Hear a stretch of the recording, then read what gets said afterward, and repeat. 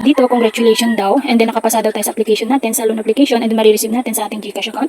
Ito na nga guys, yung isang loan application na ginagamit ko. So dito, madadownload lang sa Play Store. So may credit limit tayo dito na 8,200. Tumaas po yan, dati po is 5,700 lang po yan. So pwede tayong mag-loan dito.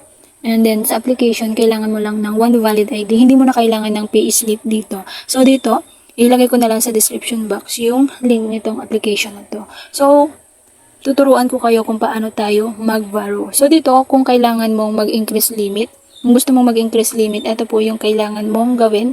So mag-fill up ka ng information mo dito kung gusto mo po tumaas yung credit limit mo. Pero sa akin guys, dahil nagbabayad naman po ako, sa aking loan ay tumaas po siya ng 8,200. So dito, pwede na tayong mag-loan ng up to 3 months. So i-click natin itong borrow now. And then dito makikita nyo may 1 month, 2 months, 3 months. Kapag 3 months guys, every month tayo magbabayad ng 3,588 pesos. Kung 2 months naman, ayan, monthly repayment amount 5,036 pesos. And then kapag 1 month, 9,423 pesos. So kunti lang guys yung interest dito kapag nag-loan ka ng 1 month, 2 months, 3 months. So compute nyo na lang. And then dito yung withdraw, pwede tayong mag-withdraw dito via GCash. So kung gusto nyo, ibang account or ibang withdrawal method, itap po natin yung view all withdraw method. So available po dito yung GCash, GrabPay, hindi po available ang PayMaya Coins, and then VDO, BPI, All Bank, AUB, Allied Bank, and then dito nga guys, BRB Digital Bank Mabuhay, BOC, Card Bank, CVIC, CIMB, CSBI. Iyan po yung mga available po dito na bank account na pwede nyo ma-withdraw yung loan ninyo. So may land bank din po dito. Ayan, i-explore nyo na lang po dito sa withdrawal method nila kung saan nyo po gustong i-disburse yung loan ninyo. And then dito nga guys, maglo-loan tayo ng up to 3 months yung 8,200 pesos. And then kunyari, ang inutang mo lang dito is 5,000 pesos at may natira pa na 3,200. Ayan guys, pwede mo yun ulit i-loan yung natirang balance basta magkaibang date. So dito nga guys, tap natin yung 8,200, 3 months. Ang babayaran natin every month, repayment amount, 3,588. Kung anong pitsa ka umutang, yun din po yung repayment date kung kailan ka magbabayad. So, dahil 12 ngayon, every 12 po tayo magbabayad.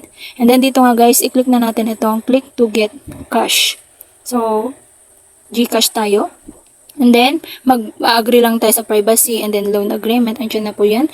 Yan, basahin lang natin, scroll down natin yan.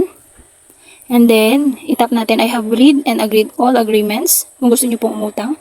And then dito, verifying the result for you. Please wait. Maghintay po tayo ng ilang minuto kung pasado ba tayo sa loan application na to na 8,200 pesos na madadirect po sa ating GCash account. So, wait natin. Kung ano ba or successful ba itong loan natin. Pwede tayo ma-reject dito or maka-receive ng loan. So, wait natin.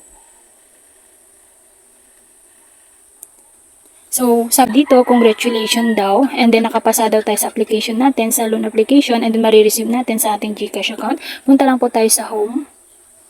And then, yung loan application natin, 0 na po yan. Wait na natin sa ating GCash account kung na-receive natin yung 8,200 pesos. So, dito, yung bill natin. I-check natin. So, ayan, may text na po tayo. You have received 8,200 GCash from SkyPay with message success for new balance. Ayan po yung balance natin. So, ganun lang kasimple at kadaling makareceive ng pera dito sa application na to. Kaya kung gusto mong umutang, ito po yung application na pwede mo pong i-download sa Play Store. So, ganun lang guys. Stay safe and healthy. God bless po. Bye-bye.